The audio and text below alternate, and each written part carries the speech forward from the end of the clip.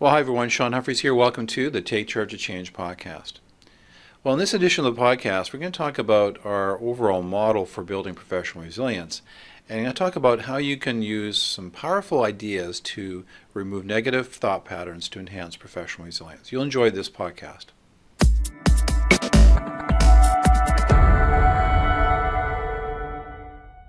Okay, let's just review our model a little bit about building professional resiliency. And so often when you look at the literature in the area, it focuses on psychological resilience or emotional resilience. And those are very important areas.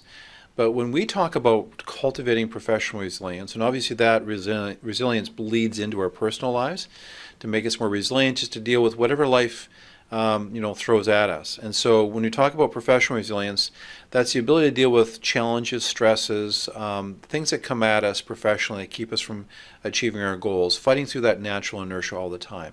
In our personal worlds, resilience is really important to deal with changes, whether it's retirement, dealing with the aging parents and their needs. Maybe it's our children and having to deal with issues as they go through their important transitions, loss of a partner, divorce, separation. All these things hit us, and to the extent that we cultivate resilience, we can get through those experiences more effectively and maybe even come out the other side more effective to learn from those experiences.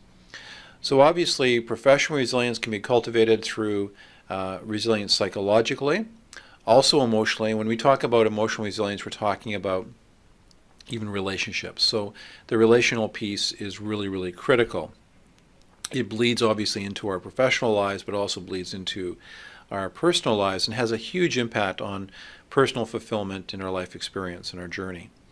We then have our physical resilience, and that really speaks to the issue of vitality and energy and overall health, and practicing regular routines, habits that enhance that vitality and health. It's so important both in our personal and professional lives. We then have our cognitive resilience, so the ability to be focused for long periods of time, to think deeply about issues, to come up with novel and new ideas, to be creative. And so there's specific practices and disciplines that we need to apply to become more effectively in the cognitive sphere of our lives. So all those areas sort of tie into the cultivation of professional resilience. What I want to do is talk about sort of the emotional / cognitive, almost cognitive therapy piece, and we're going to talk about changing negative thoughts. And so the neuroscience is pretty clear on the fact that negative thoughts can have just a bad impact on our physical health, on our emotional health, and on our relationships. But the good news is that we can cultivate some cognitive practices that will help us to overcome these negative thoughts. And so for some of us, we get into these patterns where we just start thinking negative thoughts naturally. There was a great article in Inc. magazine that was written by Amy Morin. It was March 19th, 2018. And Amy went through and talked about different strategies for dealing with blue thoughts. And so if you think of the word blue, what she talked about was some of the patterns we get into that create sort of a negative thinking pattern and negative emotions and can hurt us, not just emotionally, but also physically. So Amy had some great ideas, great strategies about how to, first of all, recognize bluesy thoughts that create kind of a negative sort of cognitive filter. And she used the acronym BLUE. So let's go through it. I thought it was a really good piece. So B, what's that letter stand for? Well, it stands for blaming myself. So it's important to take personal responsibility when things don't go the way that they should. But sometimes we just go into almost self-loathing. In other words, you just can't do anything right. And so you want to make sure that you don't, use sentences or words like, it's all my fault, or I ruined everything. And so we sort of catastrophize this blaming ourselves. So the minute you get into I'm blaming myself mode, then that should be a trigger to you that you're beginning to get into this cognitive loop that's going to create these negative emotions and thought patterns. The next one is under blue is the letter L, and that's looking for bad news. So if 9 good things happen in your life, but 1 bad thing happens, for many people, they naturally default to looking at the bad thing. And we're just wired for that. I work in the financial investment industry, and what we know is that 1 unit of good news or good performance is okay, but the way it works is if I get 1 unit of negative performance in a portfolio, the average client needs about 2 to 3 units of positive performance to sort of equate to the same thing. We overweight, we assign way more value to negative news, bad news, than positive news. So you need to sort of do a reset. And the minute you kind of look at a series of factors and start dwelling on the negative things, that can take you to a pretty dark place very quickly. And so you want to step back a little bit and say, am I looking at this in a balanced way? Is it all bad, or there's some good things happening? Now again, under the word blue, the next letter is U, and that's unhappy guessing.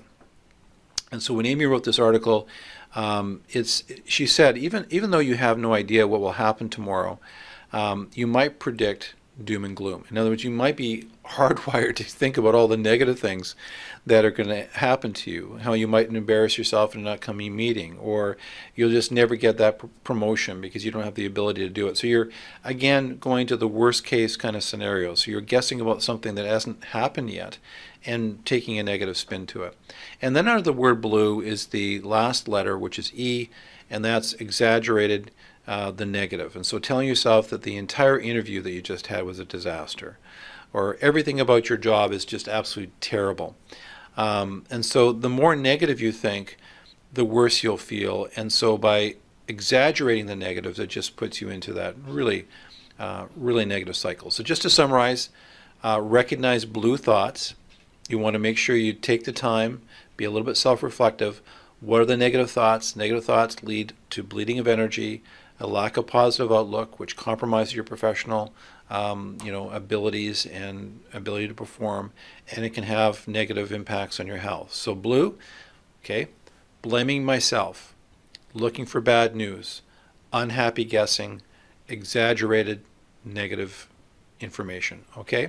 So you can replace those blue thoughts with true thoughts. I thought that was a great way to phrase it. So once you get into the mode where you're being self-reflective and you're identifying some of those blue thoughts, the goal is to try to replace it with a true thought.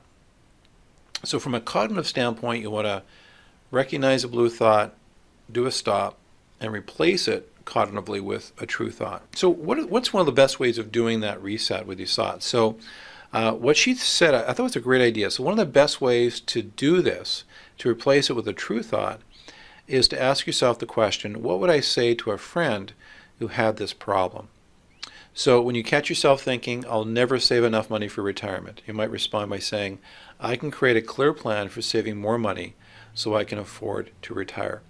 So replacing your overly negative thoughts with more realistic statements can inspire you to take action that's positive, which is really the key to creating the kind of life that you want to live, so both personally and professionally. Anyway, I thought those thoughts were helpful.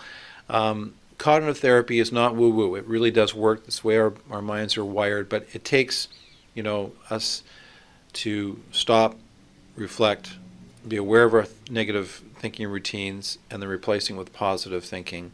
And over time, we'll improve. It may take a while because sometimes these thinking ruts are pretty deep. Well, we spent a lot of time thinking about how we can help organizations build professional resilience into their teams and the staff in organizations. If you lead teams, and if you're trying to help your teams to be more professionally resilient, more capable, more productive, and to be happier in the work that they are involved in, then reach out to us. We'd love to start a conversation about how we can customize our programs to assist your organization and your people to be more resilient. You take care.